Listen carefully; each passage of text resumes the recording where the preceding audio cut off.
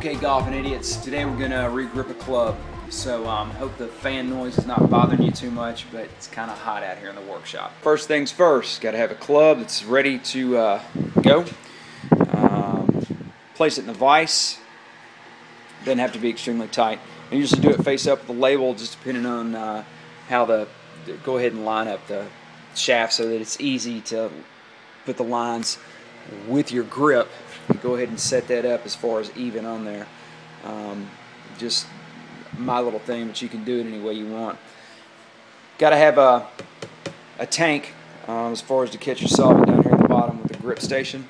These are relatively inexpensive, so you can get grip station from Golf Works, Golf Smith, amongst other places. Going to need some solvent. Today we're working with the Golf Works as far as in the spray. And also going to need an adhesive sheet, or you can use the tape. Don't have the tape out right now, but that's just as easy to use also as far as cutting it down. So first things first is let's clean off this shaft, okay, and make sure there's no residue or anything on it.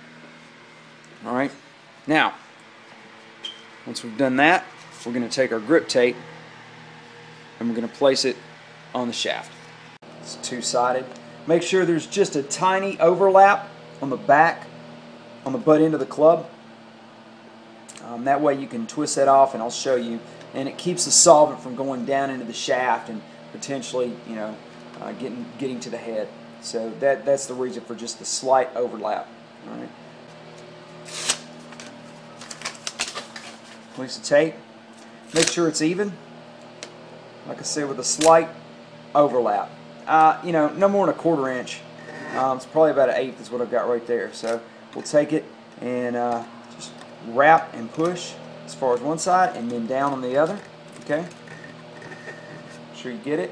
Go to the end back here and just kind of twist that and then push it in. Okay. It does two things. One, like I said, it will help to keep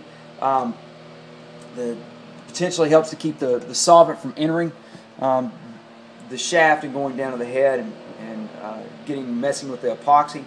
And number two, it also protects if there's any potential sharp edges as far as on the butt end of the shaft. Okay, so we've got that ready. Going to take our solvent, and you can take drip solvent or spray solvent, either one, it doesn't really matter. Hold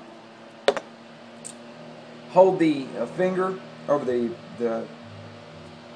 hole on the back of the grip and get some solvent in there. About 10 squirts or so is what I did. Okay, and then you just kind of want to rotate it back and forth, working the solvent within the grip. Okay, I'll take this. I usually spray just a little. Take your finger off the cap and pour the rest of that solvent that you had as far as on the tape itself, and that'll help to get this on. Just barely grab the front of the grip, squeeze a little bit, start from the bottom to the top, work it over the end of the shaft, and then just work it straight on. Push forward. Okay. Make sure that, you know, when you go ahead and get it on here, you don't overstretch the grip, because then you're going to lose some of the grip's properties, because it'll be stretched out. So be cognizant of how far you stretch the grip down the shaft. Okay. As far as where it needs to be. Once you get it relatively centered, I can do it.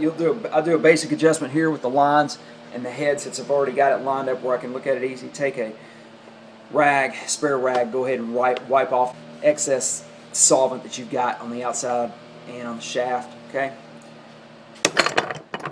Take it out of the vise. I'll shake it a little bit, see if there's any more solvent down there in the bottom of the grip to try to get out. Alright, go ahead and wipe it off, and that's it. It's on there. Yeah, I don't know, 30 minutes, you're ready to go. It really doesn't take that long for it to set up. I usually let them sit, though, just depending on how hot it is. As far as the garage, and I'm down south, so obviously, as you can tell by my accent, but it's pretty hot down here right now, so I'm going to definitely let it take a little bit longer to set up. Sometimes it works great when it comes to reshafting. doesn't always work, so it's kind of a negative when it comes to regripping. So that's it. It's just that simple. It's ready to go. I'll put this upside down for while it's drying, and that way any solvent that may still be in there working out can drip out of the bottom of the hole. So if you got any questions, post them below. Other than that, have a good one.